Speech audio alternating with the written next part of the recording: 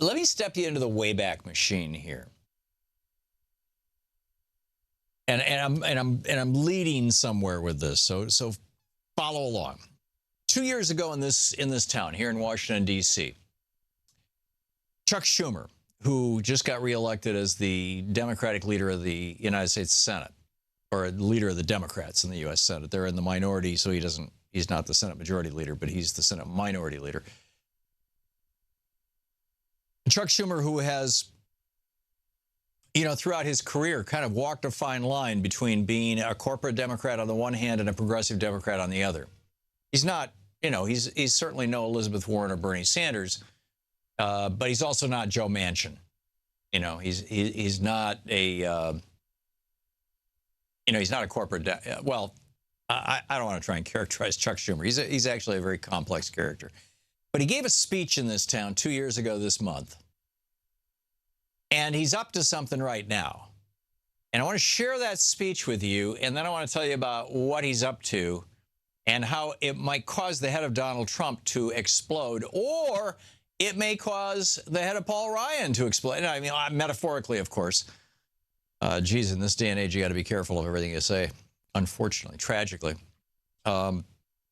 But you get my point. Well, actually, you'll get my point when we finish all this. I just want to play 3 quick clips of what Chuck Schumer said here in D.C. a year ago. This is it was about a half-hour-long speech that he gave at, as I recall, the Press Club of D.C. or something, but it was National Press Club. There you go. Thank you, Shano. Here's clip 1. The fundamental weakness in the Tea Party machine is the stark difference between what the leaders of the Tea Party elite, plutocrats like the Koch brothers, want, and what the average grassroots Tea Party follower wants. To the plutocrats and their allies, government is indeed the enemy. These people are wealthy, hard-right, narrow, people who don't want to pay taxes and don't want government interfering with their companies, no matter what damage their companies may do to their workers or to the environment or to anybody else. Okay, so you got that? Chuck Schumer clearly and correctly identifying the fact that the Tea Party was really created by Koch brothers and friends and built and encouraged and funded and financed and all kinds of other stuff that came out of the Tea Party over time, and that the average person who calls himself a Tea Partier probably doesn't know that. And even if they do know that, they don't realize that the petro-billionaires have a completely different agenda than the average, working stiff who lost his job at Carrier or is about to lose his job at Carrier and, at $40 an hour and is contemplating going to work at McDonald's for $12 an hour. So that's number 1. Number 2, this is about the Republican elites. Here's Chuck Schumer. Over the years, they built a powerful and successful message machine that amplified and sold this anti-government theory to their followers and to many other Americans. The Rush Limbaughs, the Fox Newses agree with the plutocrats and spread their propaganda to the masses. Their message machine spends virtually all its time not in delivering objective news, but in tearing down government. They spend countless hours, you've heard them, magnifying the smallest of government foibles. They spend virtually no time recounting any government successes. And I would add to that, they spend almost no time pointing out the corporate foibles, to use Senator Schumer's word. The fact that, one of the leading causes of death in this country, in the neighborhood of 60,000 deaths a year, is work-related injuries, for example. And, in his first day in office, one of the things that it has been proposed to Donald Trump he should do away with are those workplace protections, because after all, those are regulations, and regulations are job killers. Now, your job may kill you, but your job will still exist, right? So anyhow, he's identified the elites in the Tea Party and the elites in the Republican Party and the media elites that are going along with them. Obviously, he's talking about Fox so-called News, but increasingly he's talking about the entire American media landscape because, it's all owned by fewer than a dozen companies. It's not all. 90% of all the media that we eat, that we read, hear, or watch is owned by a very small number of people. I mean, even Huffington Post now has been sold to one of these big, giant transnational corporations. So here's number 3. Here's Senator Chuck Schumer once more talking about how government became, the Tea Party petro-billionaire plutocrats sold this idea of bad government to the suckers at the base. Here it is. The word government quickly became the shibboleth for everything that Tea Party grassrooters and many other Americans didn't like, regardless of whether government was responsible for these problems. The very real social and economic anxiety was the petri dish in which the Tea Party elite could let their message grow and mature, and they directed the public's anxiety and anger at their favorite boogeyman, government. Okay, so here's the guy who is now the head of the Democrats in the Senate, and he clearly understands what's going on. Chuck Schumer's no dummy. Not only clearly understands it, but is willing to stand in front of a microphone in a press conference and lay it out. So now to today, right? That was 2 years ago this month. Now to today, the top tax writing Republican in the House of Representatives, this is Kevin Brady. He says TPP isn't dead. We just need to revive it, right? Next year, we need to bring it back. For example, so the Republicans still think, obviously the Republicans think, Trump is going to be an empty vessel. Trump is going to do what they want. Pence, of course, absolutely will do what they want, right? You want to privatize Medicare? Pence is down with that. You want to end Social Security? Pence is down with that, or privatize it. You want to end all protections for LGBTQ people? Now, Pence is not only down with that, he's one of the leaders of the movement. You want to end access to birth control and certainly access to abortion? You want to make it so that when women miss their periods, they have to register themselves with the police? Pence is down with that. Google periods for Pence if you don't know what I'm talking about.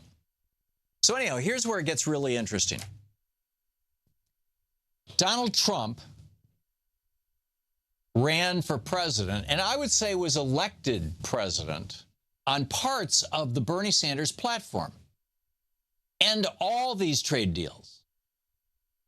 Not just TPP, all of them. Go to an American first trade policy. Child tax credits.